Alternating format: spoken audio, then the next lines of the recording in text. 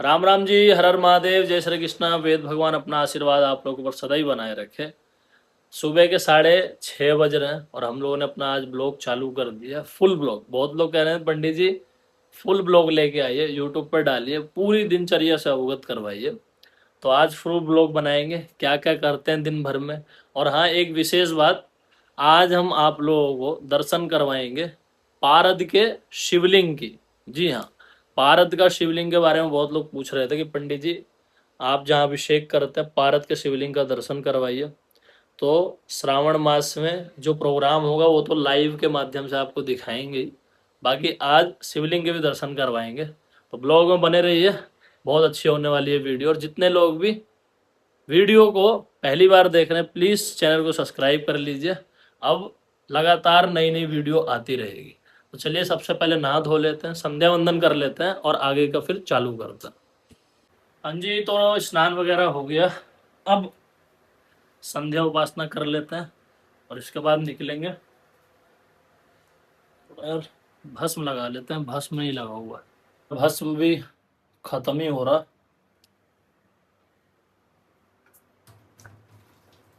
तो पहले लगाएंगे माथे पे, कंठ पे, दोनों हाथ पे।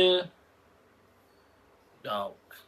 ओम केशवाय नमः, नारायणाय नमः, माधवाय नमः, हस्तौ वृक्षालिं गोविंदाय नमो नमः। पवित्रा पवित्रो वेद समं दक्ष विष्णु देवता गायत्री छंदाय वत्कर्णे विनियोगः। ओम पवित्रा पवित्रो वा सर्वावस्थां गतोऽपि वा स्मरेत् पुंडरीकाक्षमाय भयंकर सुचि पुंडरीकाक्षमाय। संध्या वंदन हो गया खत्म। अब करेंगे थोड़ा नाश्ता। नाश्ते में हम रोजाना केला और दूध ही लेते हैं, सुबह भारी खाने का कुछ मन नहीं करता, तो ये सेम रूटीन ही है। 2 या 3 केले और 1 गिलास दूध, बस पर्याप्त है। नाश्ता करता, इसके बाद निकलता मंदिर।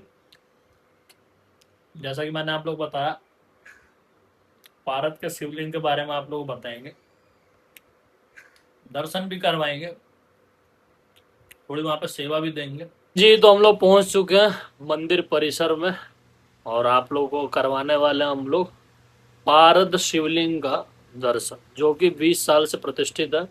और हमारे साथ हमारे मित्र हैं आशीष जी। नमस्कार जी। ये है हमारे भोलेनाथ शुद्ध पारद। ये कितना किलोग्राम होगा?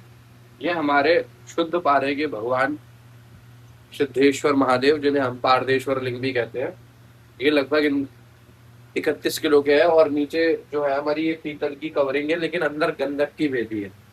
गंधक यानी कि जो शास्त्र में कहा गया है पारद शिवो गेय गंधका शक्ति उच्यते, यानी कि पारद में शिव बोला गया और नीचे जो गंधक की वेदी है इसको पार्वती जी से जोड़ा जाता है।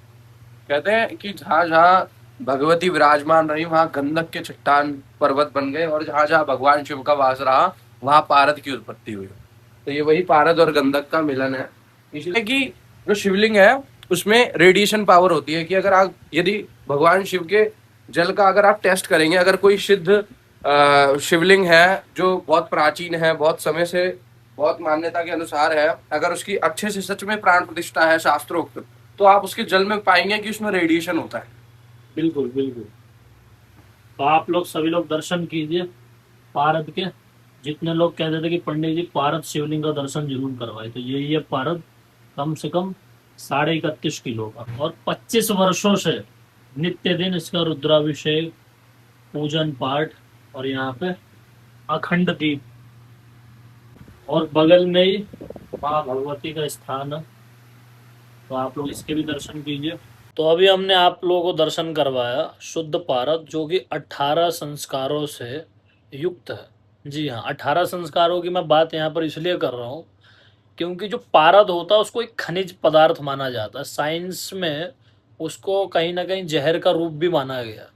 और रस शास्त्र जब आप लोग पढ़ेंगे, आयुर्वेद पढ़ेंगे, शिव पुराण भी पढ़ेंगे, तो जो हमारा पारद होता है कच्चा, आप डायरेक्ट उसका पूजन पाठ नहीं कर सकते। पारद को 18 संस्कारों से पहले गुजरना पड़ता, उसका प्रोसेस होता।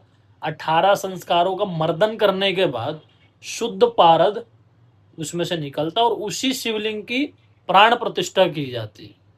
और 18 संस्कार पूर्ण हो जाने के बाद भी पारद इतना शुद्ध हो जाता है कि अगर पारद के ऊपर आप गोल्ड यानी कि सोने की अंगूठी अगर उस पर रखते हैं, तो अगर वो ओरिजिनल पारद होगा, संस्कार युक्त अगर होगा, तो 100% उस सोने को निगलने की क्षमता रखता है।